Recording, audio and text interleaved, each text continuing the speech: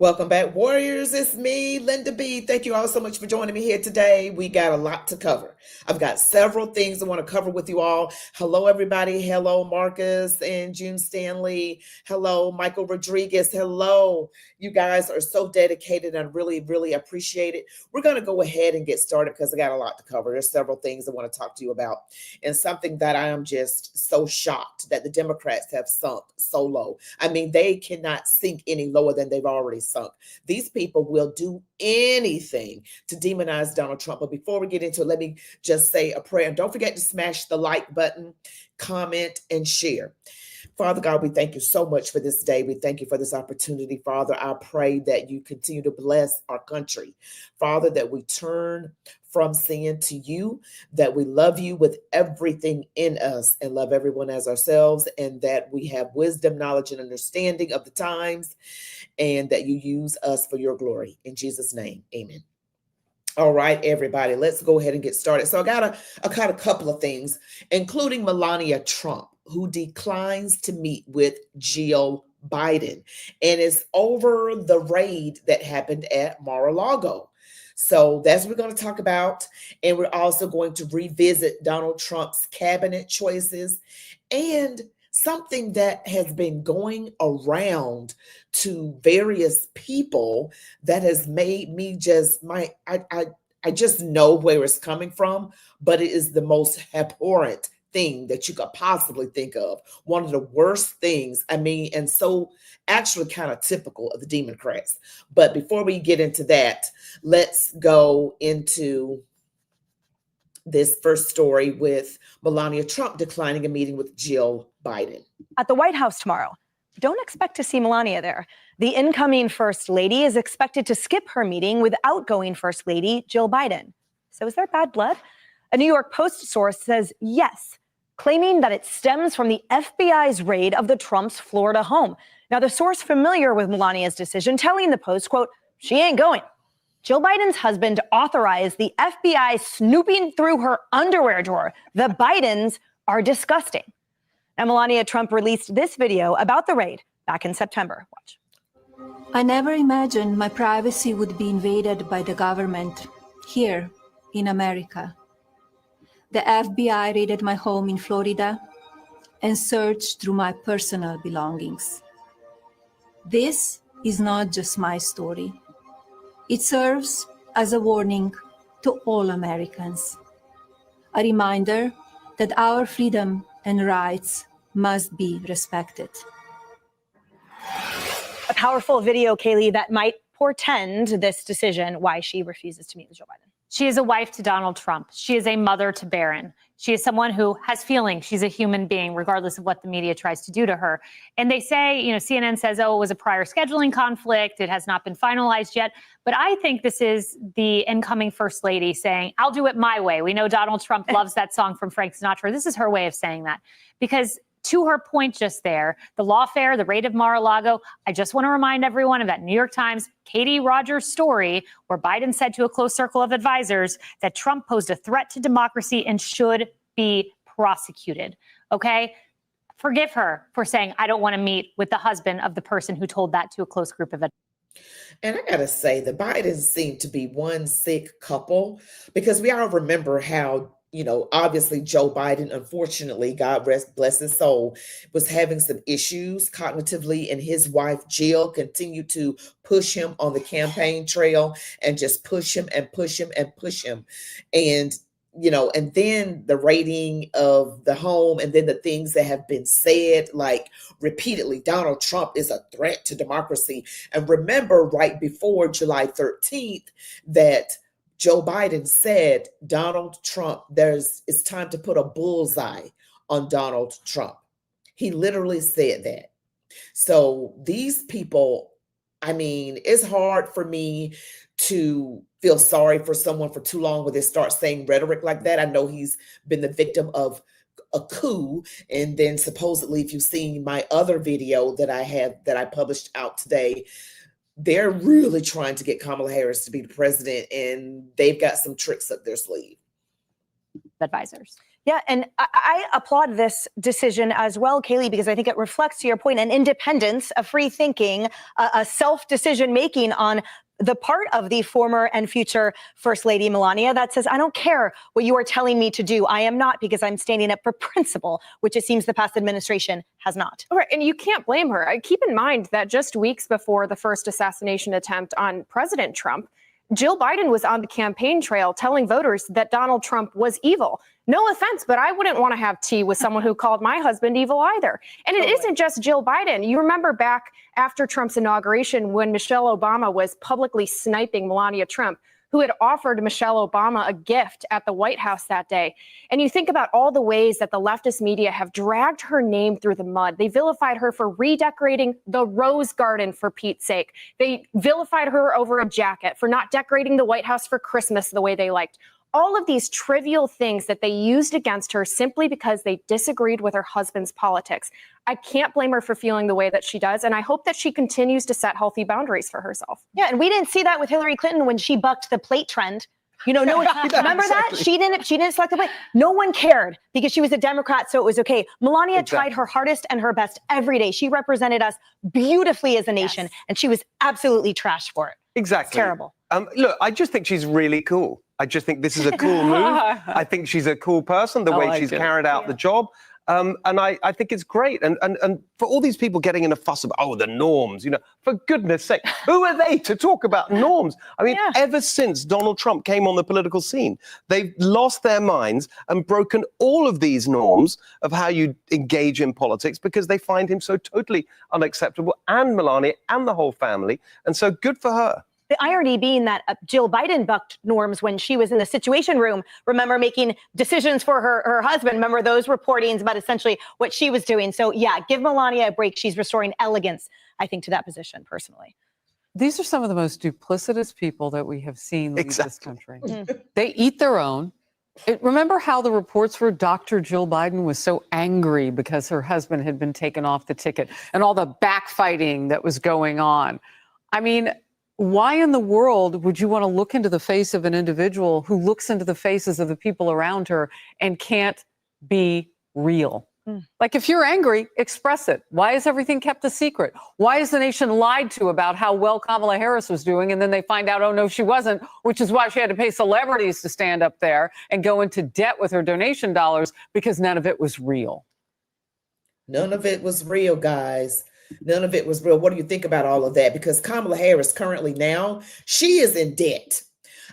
She was given more than $1 billion for her campaign in that short of a period of time, because she came along in, I believe, late July. So she did not have even 4 months. And I know they were banking on the celebrity endorsements and everything, and on these, you know, famous shows. She was interviewed by Oprah. She had Beyonce, Eminem, all these people, Alanis Morissette, I think, and Bruce Springsteen, just all these celebrities, Jennifer Lopez, and some of them hooked up with Diddy. So I don't think they're very credible. Celebrity endorsements just clearly don't work, because Hillary did that in a pantsuit, and you see how it turned out for her. It's just a repeat of 2016, but even worse, because this time Donald Trump won the popular vote. Yes, he did. And Melania Trump, you know, she's probably like her husband. She's not up for being fake. If she doesn't want to meet and smile and hee and ha and have tea with someone who she has disdain for, or maybe she just doesn't trust them, or she thinks they're horrible people. I mean, and we have reason to believe with everything that's been going on overseas and different accounts, you guys, allegedly that kind of thing was going on with the Biden family. So Melania is like her husband. She is just not fake. So again, that's what's going on with Miss Melania. So you guys tell me what you think about that. Also, I wanted to go over a little bit about the Dems are like really freaking out over Trump's deportation plan. Yeah, he's got a deportation plan, and they're not playing.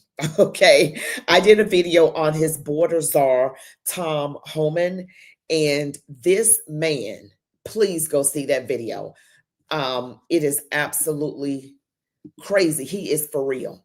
Donald Trump, I'm very pleased with his picks so far, and we will go over his picks a little bit, but the Dems are preparing to fight Donald Trump on his deportation plan. Take a listen. Former President Trump's planned migrant deportation program. Massachusetts Governor Maura Healey is already declaring that her state will not comply. If the Trump administration requests it, would the Massachusetts State Police assist in mass deportations?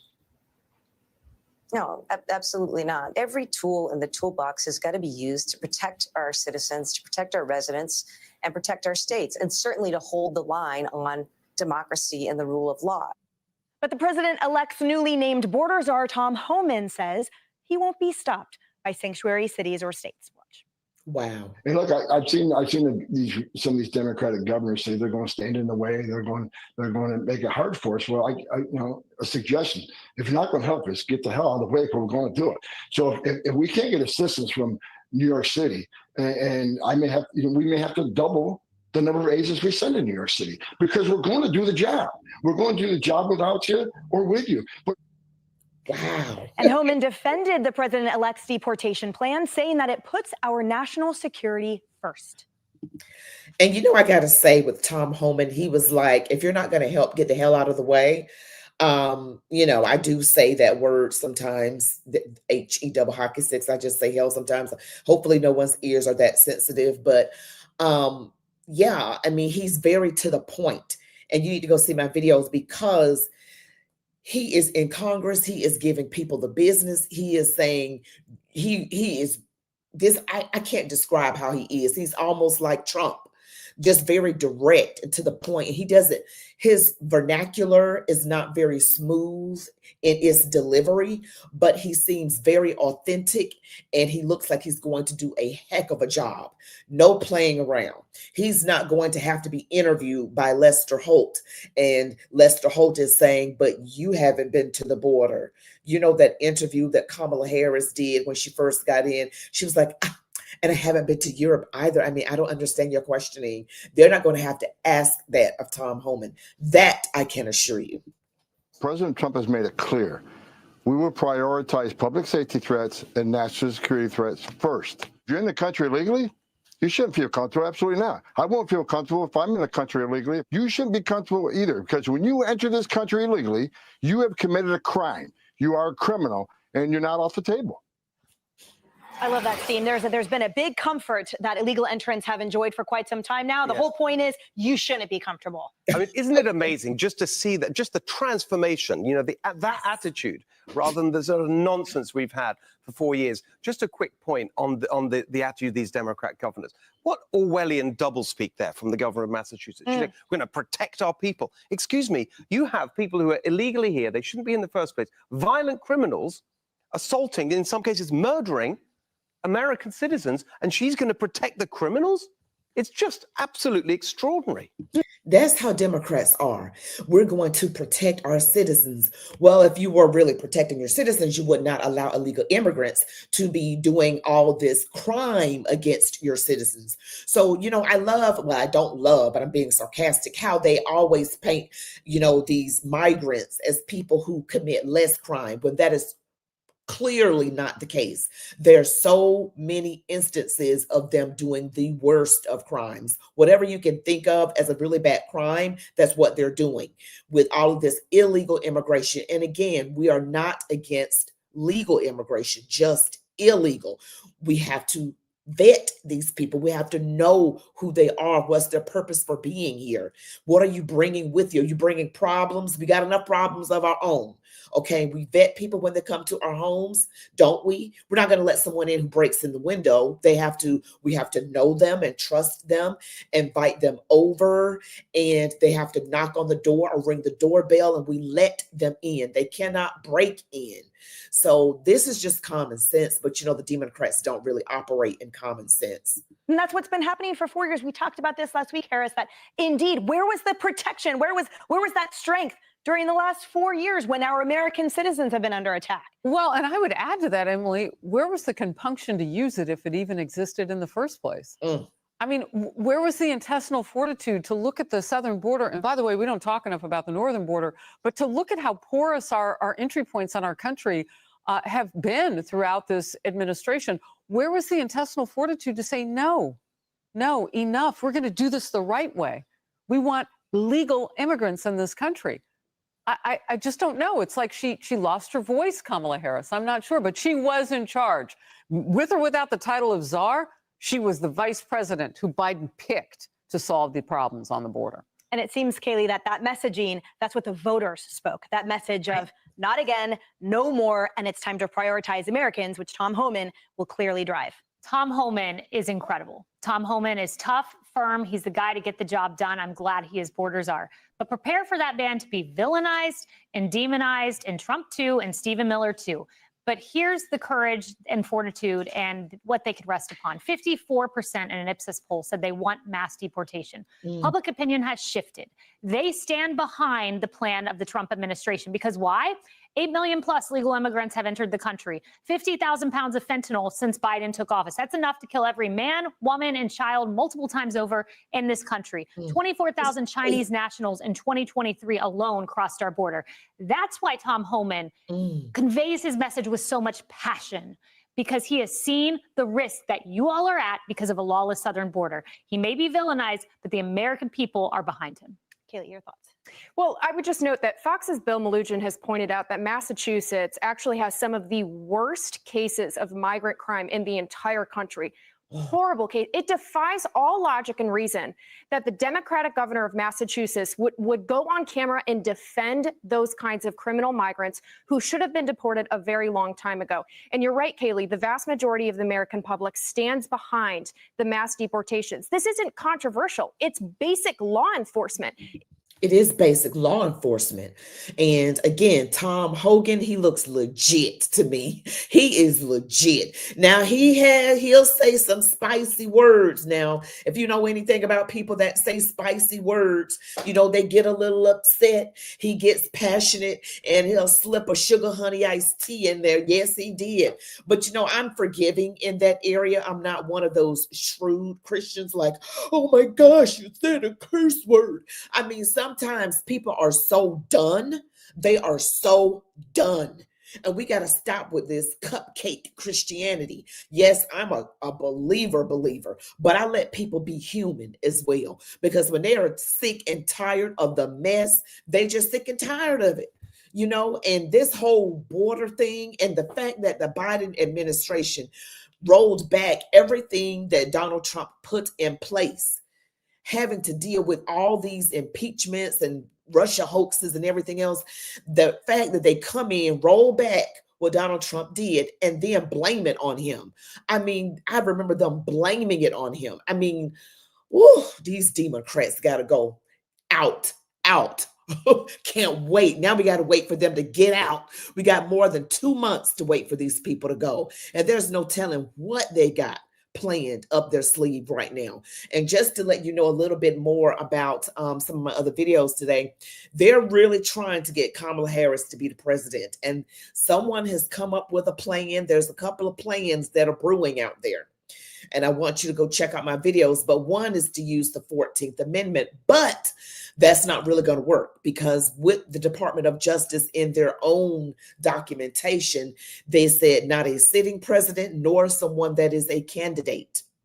So Donald Trump will fall under the candidate, because they have to get prepared to hit the ground running on January 20th so that they cannot be distracted or held back from doing their actual jobs, which you don't start preparing on January 20th. You start really preparing once you're elected. So this is the time that Donald Trump is getting his team together. As we already know, his cabinet, as we just saw, Tom Homan is going to be the border czar. And so that Department of Justice documentation clearly states that, of course, it doesn't matter what anything state with these Democrats. They'll try to find a loophole or something in any event. That's just what they do. That's how they roll, honestly. But I wanted to share something else with you. And one of the things that he's doing is eyeing Alina Habba, his lawyer. Remember in the Letitia James cases with the they say he overinflated the value of his properties. But it says Alina Habba is projected to serve as press secretary in the incoming Trump White House.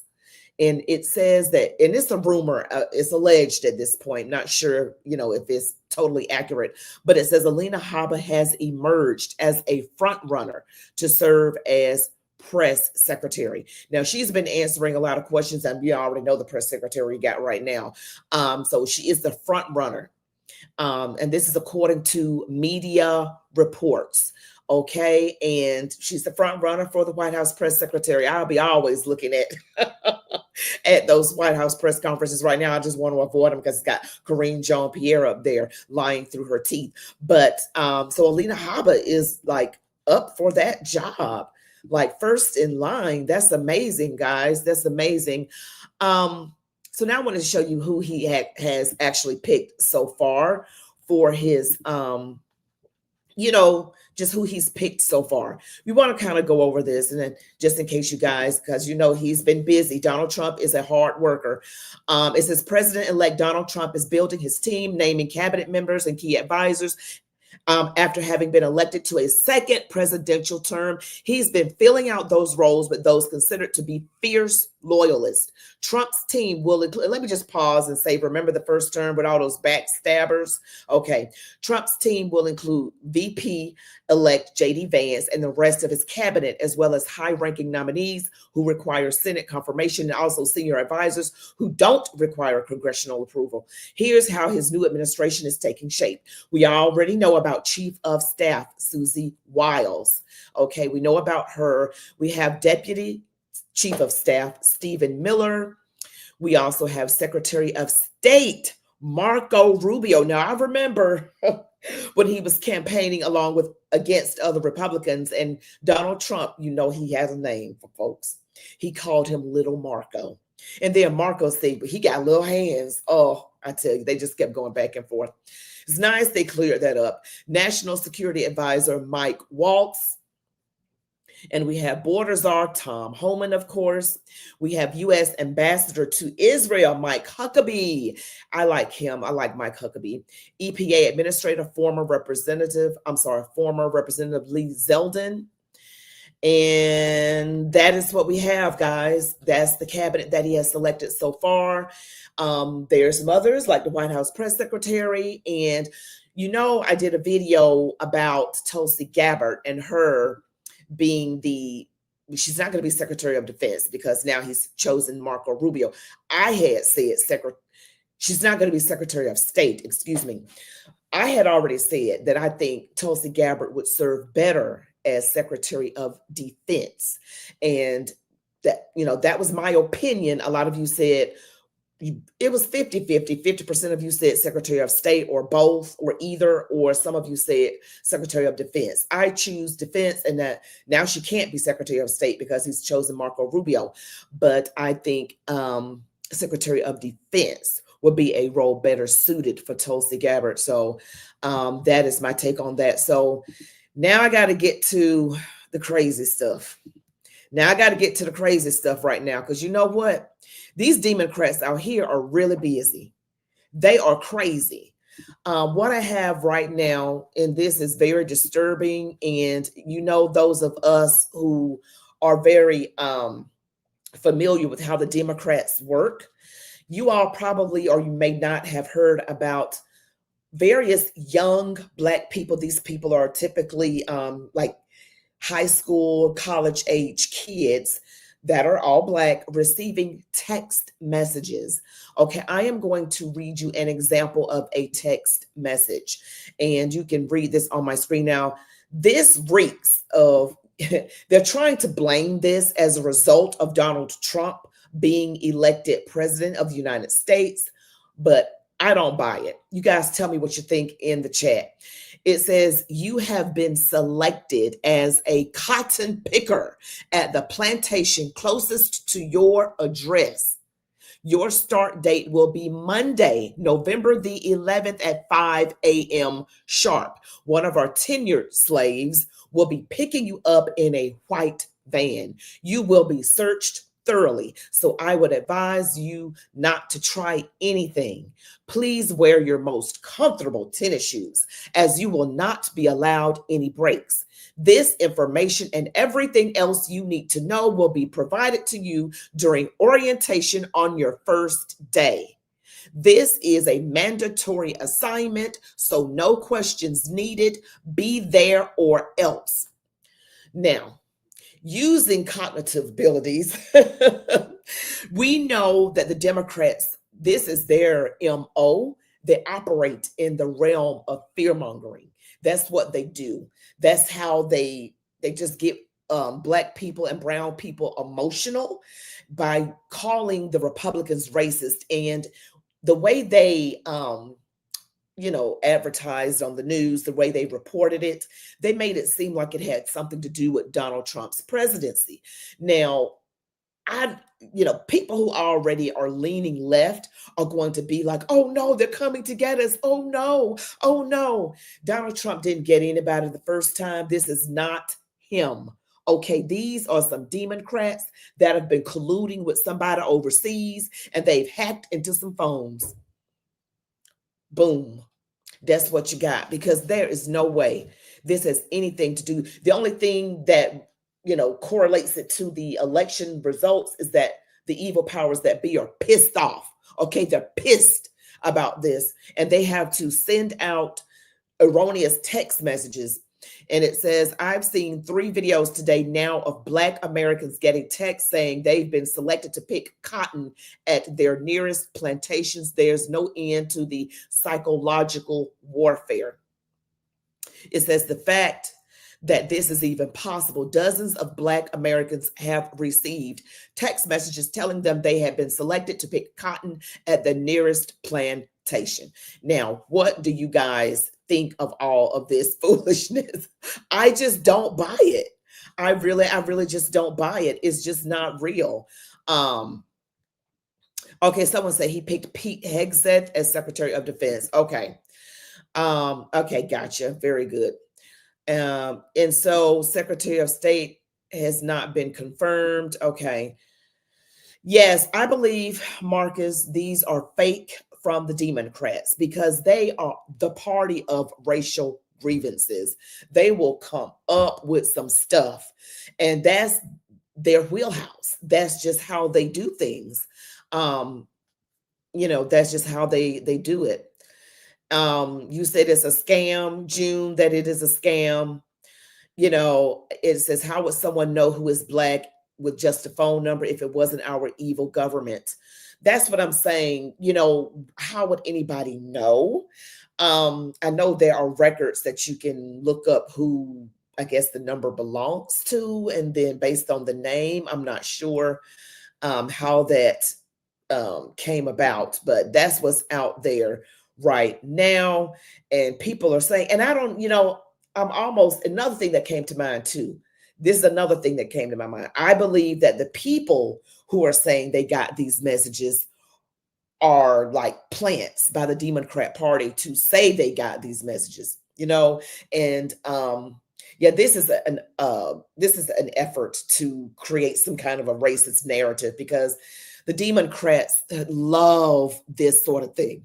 And I hate that they focus, because they're the ones that do identity politics. Republicans don't do that. You get it based on your abilities by merit on the Republican side.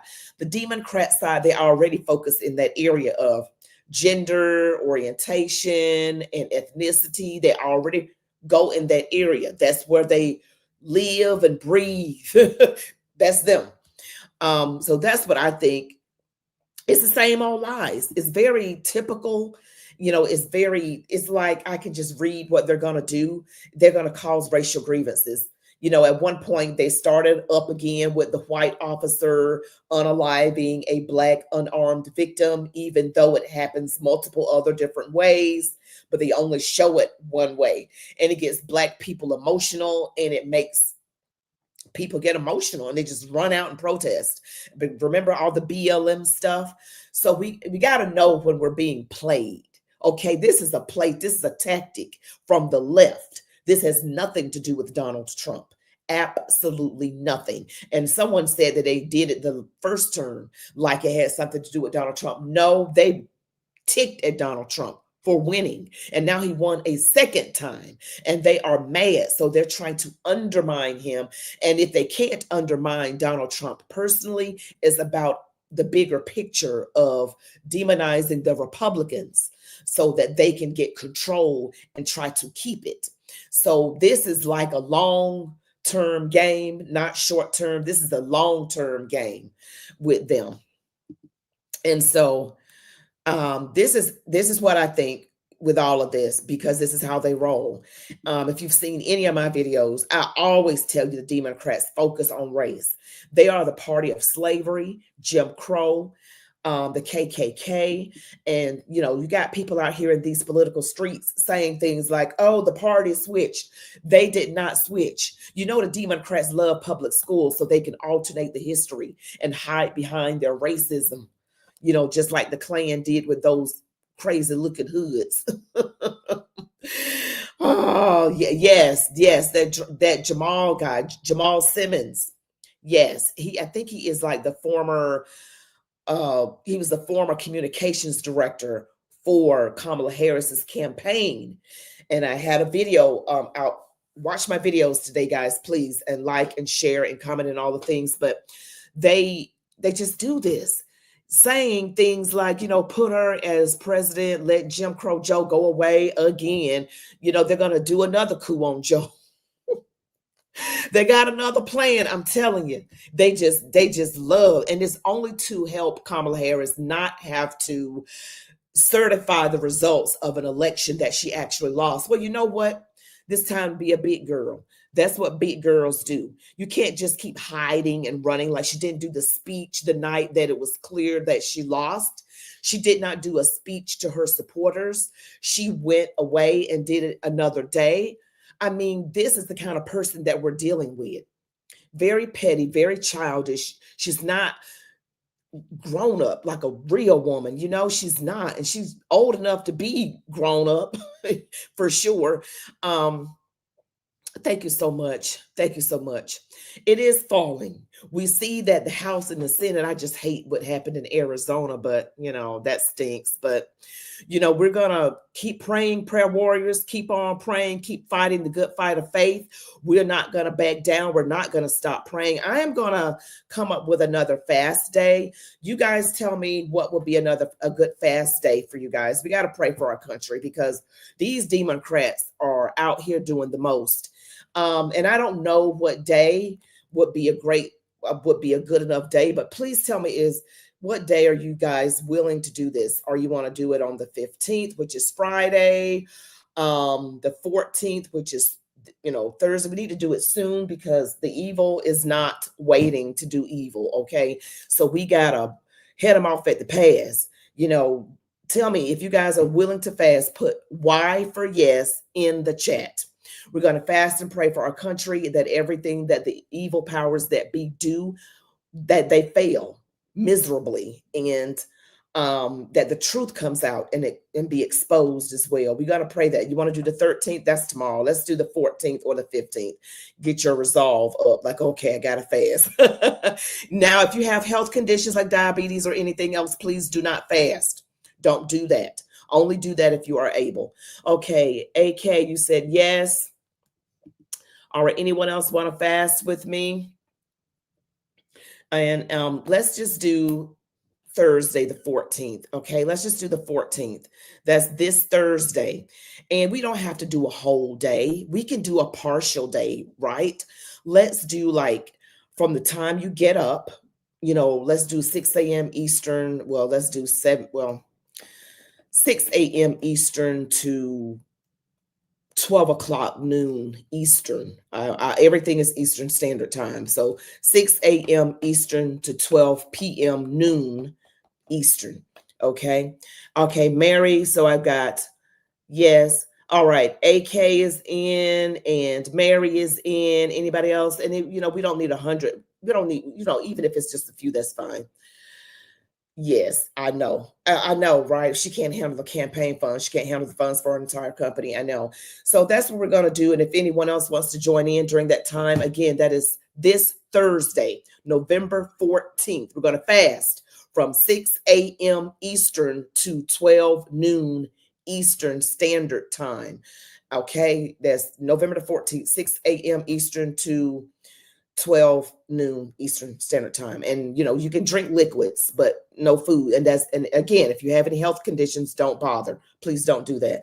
But guys, don't forget to smash the like button for me, please. Smash like, comment, share, subscribe to my channel. If you happen to follow to this channel and you're not a subscriber, please do subscribe. But I thank you all so much for supporting me on my channel. Looks like I'm stalled at around 54,000.8 subscribers. But at one point I was growing really fast. But just continue to watch my videos. Thank you all so much. You all be blessed. Love God, your families, the United States of America, and march on, warriors. Good night, everybody. You guys be blessed.